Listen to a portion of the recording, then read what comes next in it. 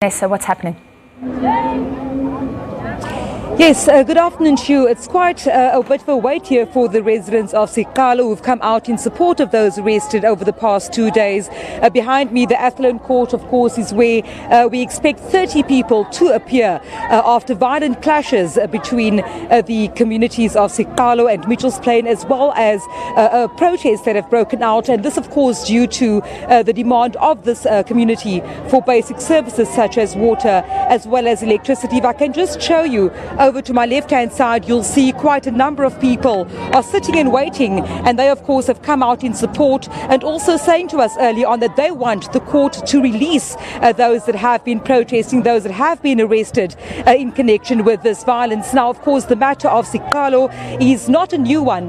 People have been settling there over the past few years on privately owned land. Authorities saying that they cannot provide services on that land, A, because it is private land, and B, because it's not suitable for habitation. Now, a short while ago, speaking to community members here, I asked them whether they would be prepared indeed to be moved to another location, and they are saying that they will indeed be prepared to move to where they can receive basic services such as water and electricity. Now, I do know that yesterday, speaking to the Human Settlements MEC Bongi Nkosi Madikizela, that a meeting with the Siqalo community is due to take place tomorrow, where a way forward will be mapped out. I can tell you that at this stage, no word yet from inside court. We are expecting those arrested to appear, but apparently the docket has not yet landed on the prosecutor's office here at the Athlone Magistrates Court, and for now we wait for word in terms of when exactly that will be taking place.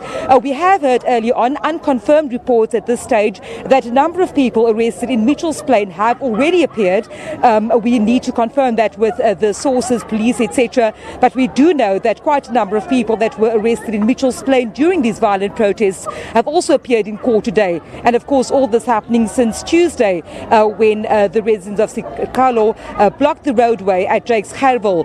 We do know, of course, then the Mitchell's Plain community retaliating, and as late as last night, a group of people had gathered. Police were then forced to use rubber bullets to disperse that crowd, with reports coming through from authorities that live ammunition was also used against them. So at this stage, all reports are that the Siqalo community this morning is quiet, but of course behind me, residents now just waiting on word of theirs that have been arrested and are due to appear in court here this morning.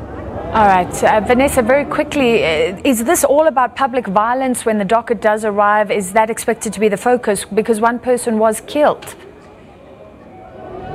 Yes, I do expect. What we've seen, a picture from inside on the list of people due to appear, is that these names down here at Athlone, they are down for public violence.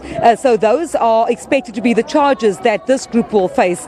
Yes, you correctly say that one person had been killed when a taxi ploughed into a group, and I expect that those charges will be dealt with in other courts. Now, this morning there was a bit of confusion. I tried to get hold of quite a number of police spokespeople in terms of where exactly people will be appearing in court today. So, of course, we've been redirected here to Athlone. Then we also heard that a number of people were appearing in the Wynberg court.